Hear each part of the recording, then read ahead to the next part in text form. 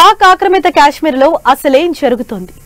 ఎందుకు అక్కడి పౌరులు ప్రభుత్వంపై ఎదురు తిరుగుతున్నారు? ద్రవ్యోల్బణం, ఇస్లామాబాద్ దోపిడీపై పాక్ ఆక్రమిత కాశ్మీర్లో ఆగ్రహ జ్వాలలు ఎగిసిపడుతున్నాయి. ప్రజలు పోలీసులపై దాడి చేసి చితకబాదుతున్నారు. పాక్ ఆక్రమిత కాశ్మీర్ హింసతో దద్దరిల్లిపోతోంది. ఇటీవల ఆందోళనకారులు పోలీసుపై మూకదాడి చేసి హత్య చేశారు. అవామీ యాక్షన్ కమిటీ చేపట్టిన ఆందోళనలు హింసాత్మకంగా మారాయి. సోమవారం పాక్ ఆక్రమిత కాశ్మీర్లో జరిగిన ఆందోళనకారులపై సైన్యం కాల్పులు జరిపింది. ఈ ఘటనలో 3 పౌరులు చనిపోగా పలువురు తీవ్రంగా గాయపడ్డారు.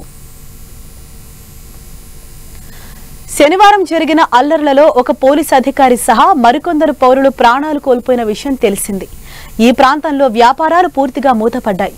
శనివారం ఆందోళనకారులను అదుపు చేయడానికి భద్రతా దళాలు ఒక దశలో AK-47తో కాల్పులు జరపాల్సి వచ్చింది. తక్షణమే ఇక్కడి పరిస్థితిని అదుపు చేయడానికి ప్రభుత్వం 2300 కోట్ల పాకిస్తానీ రూపాయలు విడుదల చేసినా పరిస్థితి అదుపులోకి రావటం లేదు.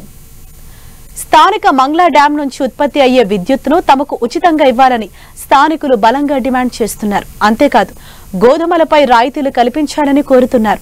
ఈ ప్రాంతంలో ద్రవ్యోల్బణం అత్యంత తీవ్ర స్థాయికి చేరింది. ధరలు విపరీతంగా పెరిగిపోయాయి. దీంతో స్థానిక ప్రభుత్వంపై ప్రజలు తిరుగుబాటు చేశారు. వీటిని అడ్డుకునేందుకు ప్రభుత్వం 144 సెక్షన్ విధించింది. ఇటీవల POKలో ఉద్యమకారుడు అంజాద్ ఆయూబ్ మిర్జా మాట్లాడుతూ నిరాయుధులైన ప్రజలపై బలగాలు కాల్పులు జరుపుతున్నాయని ఆరోపించారు. దీంతో 2 ప్రాణాలు కోల్పోయారన్నారు. పొరుగు దేశం జోక్యం చేసుకోవాలని ఆయన కోరారు. ఇక్కడ పరిస్థితి చేజారిపోయింది. భారత ప్రభుత్వం జోక్యం చేసుకోవాలి. ఈ ప్రాంతానికి స్వాతంత్ర్యం కల్పించాలని డిమాండ్ చేశారు. 1967లో జీలం నదిపై మంగ్లా ఆనకట్టును నిర్మించారు. ఇక్కడ భారీ హైడ్రో పవర్ ప్లాంట్ ఉంది. 1975 నాటికే డ్యాం నిర్మాణ ఖర్చులు వచ్చేశాయి. ఒక్క 2010లోనే ఇక్కడ 250 బిలియన్ యూనిట్ల విద్యుత్తును ఉత్పత్తి చేశారు. దీని ఆదాయం మొత్తం పాకిస్తాన్ ప్రభుత్వం తీసుకుంటుంది. పాక్ ఆక్రమిత కాశ్మీర్లోని స్థానిక ప్రభుత్వానికి నయా పైసా కూడా ఇవ్వదు. మీర్పూర్ జిల్లాలోని అత్యంత సారవంతమైన భూములను తీసుకుని ఈ ఆనకట్టు నిర్మించారు.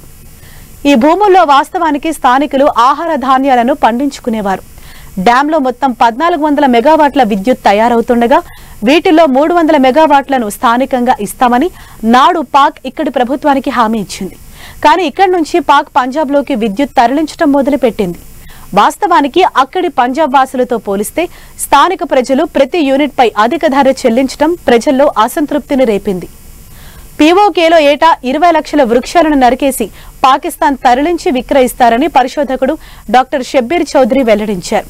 ఫలితంగా స్థానికంగా మట్టి పెళ్లలు విరిగిపడటం, వరదలు రావటం వంటివి పెరిగాయి. ఈ ప్రాంతంలో ఏటా 300 కోట్ల పాకిస్తానీ రూపాయలకు సరిపడా పువ్వులు, వనమూలికలను పండిస్తారు. వీటిని పాక్ కార్పొరేషన్లు విక్రయించుకుని సొమ్ము చేసుకుంటున్నాయి. స్థానిక ప్రభుత్వానికి ఇచ్చే నిధులపై ఎటువంటి రికార్డులు లేవు.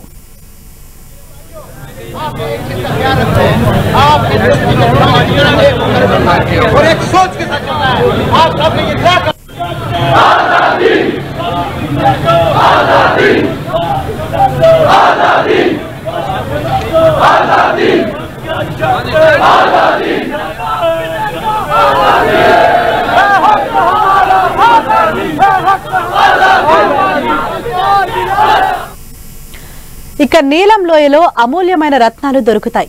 ఇక్కడ నుంచి పాకిస్తాన్ దాదాపు $40 బిలియన్ పైగా విలువైన రత్నాలను వెలికితీసి విక్రయించుకుంది. ఈ ప్రాంతాన్ని ఈ స్థాయిలో దోచుకున్న ఇస్లామాబాద్ స్థానికంగా మంచినీటి వ్యవస్థలను కూడా ఏర్పాటు చేయలేదు. మురికి నీరు తాగి ఇక్కడ ఏటా 1000 మంది ఆసుపత్రి పాలవుతున్నారు. ఈ ఆగడాలతో విసిగిపోయిన స్థానికులు తరచూ పాక్ పాలకులపై తిరుగుబాట్లు చేస్తున్నారు. పుల్వామా దాడి తర్వాత పాక్ నుంచి వచ్చే ఎండు ఫలాలు, రాతి ఉప్పు, సిమెంట్, జిప్సం వంటి వాటిపై కస్టమ్స్ డ్యూటీని న్యూఢిల్లీ 200% పెంచింది. ఫలితంగా పాక్ నుంచి దిగుమతులు పడిపోయాయి. 2019 తర్వాత కశ్మీర్లో ఆర్టికల్ 370 రద్దుతో పాక్ పూర్తిగా వాణిజ్యాన్ని నిలిపివేసింది.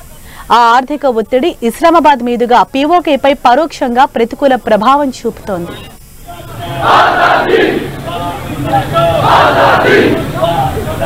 ఆజాదీ